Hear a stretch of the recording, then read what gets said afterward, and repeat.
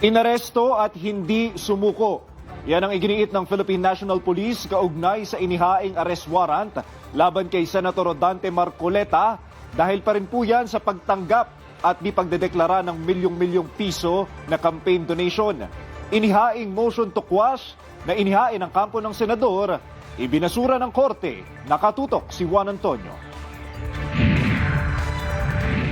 Personal na dumating si Senador Rodante Marcoleta sa Sandigan Bayan para sa nakatakdang pagdinig sa mga mosyong inihain nito kaugnay sa kasong plunder na inihain ng Office of the Ombudsman. Naghain kasi sina Marcoleta, Defensor at Espiritu sa Anti-Graft Court na ibasura ang kaso at pigilan ang pagpapalabas ng arrest warrant laban sa kanila. Argumento nila, mismong COMELEC na ang nagbasura ng election offense laban sa senador. Kinontra yan ng prosekusyon. Sinabi nitong magkaiba ang election offense na ibinasura ng COMELEC at ang plunder na kasalukuyang dinidinig ng Sandigan Bayan. Sinabi rin ng prosekusyon na mismong si Marcoleta ang umamin na tumanggap ito ng donasyon noong siya ay kongresista pa lamang. Dahil dyan, ibinasura ng Sandigan Bayan ang mosyong ipatigil ang pagdinig at pagpapalabas ng arrest warrant matapos makitaan ang probable cause ng korte. Sinubukang ring maghain ng motion for reconsideration ng kampo ni Marcoleta dahil sa nakatakdang pagbubukas ng impeachment ngayong araw kung saan ibinasura rin niya ng korte. Sinabi ng mga maestrado na iba ang usapin sa impeachment kung saan tatayo bilang senator judge si Marcoleta. Hindi raw dapat mahaluan ng politika ang hudikatura na didinig sa kaso ng senador.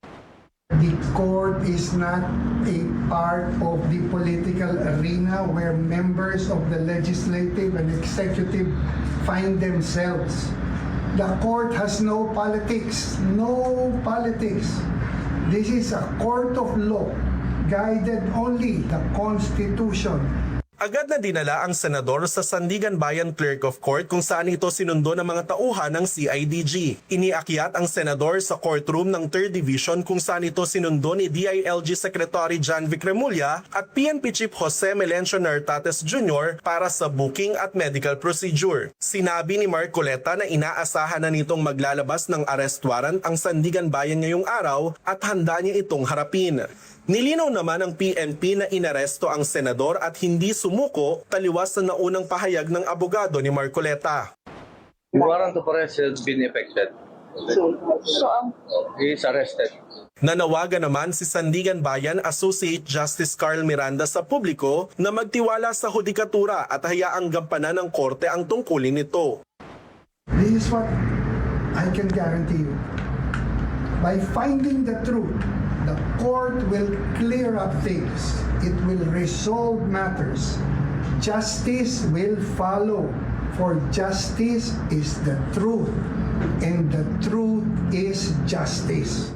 Ayon sa Sandigan Bayan, pinili nilang magsalita at magbigay ng komento dahil sa laki at tensyonadong sitwasyon sa kaso ni Senador Marcoleta. Juan Antonio, IBC News.